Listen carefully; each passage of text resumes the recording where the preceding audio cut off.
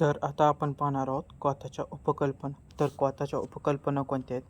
त्या म्हणजे प्रमत्या, पानीय, उष्णोदक, क्षीरपाक, द्राक्षारस, मांसरस. ह्या आपणास ब्लूप्रिंटमध्ये देण्यात आलेल्या आहेत काही कल्पना. तर प्रथम कल्पना आपण पाहूयात, ती म्हणजे आहे प्रमत्या. तर प्रमत्या कल्पना काय? तर त्याची परिभाषा जी आहे ती आहे दोषांच्या मध्यम अवस्थेतील प्रयुक्त दीपन पाचन करणारा क्वाथ होय. म्हणजे प्रमत्या काय? तर असा क्वाथ जो दोषांची जी मध्यम अवस्था असणार आहे त्यावेळेस दीपन पाचन करण्यासाठी प्रयुक्त करण्यात जाणारं एक द्रव काय. तर दुसरं पाहूया त्याची निर्माण विधी. तर निर्माण विधी जी असणार आहे ते द्रव्य घ्यायचे आहे, ते म्हणजे 1 पल मात्रेमध्ये घ्यावे. तर त्याचा कल्क बनवला जावा. त्या कल्क जो बनवला आहे त्या कल्काच्या 8 पट जल घ्यायचे आहे.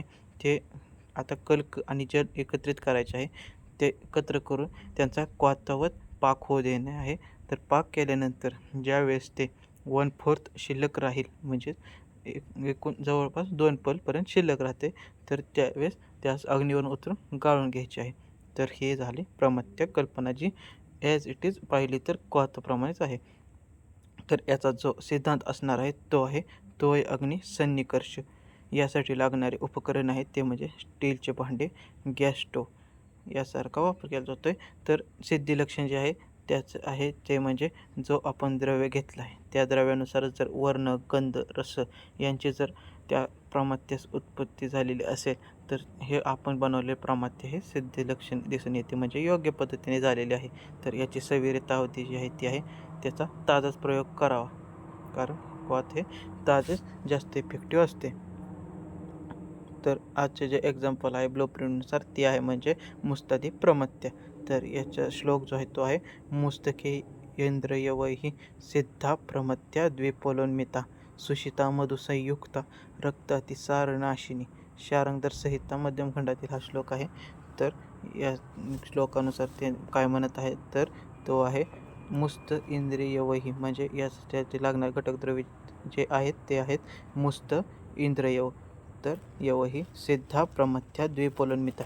ज्यावेळेस यांचे प्रमत्या पद्धतीने ज्यावेळेस आपण याचे निर्माण विधी करू त्यावेळेस जेव्हा 2 पल मात्रा शिल्लक राहील त्यावेळेस हे सिद्धा प्रमत्या, म्हणजे हे आपण जे प्रमत्या कल्पनेने केलेलं आहे ते सिद्ध होईल.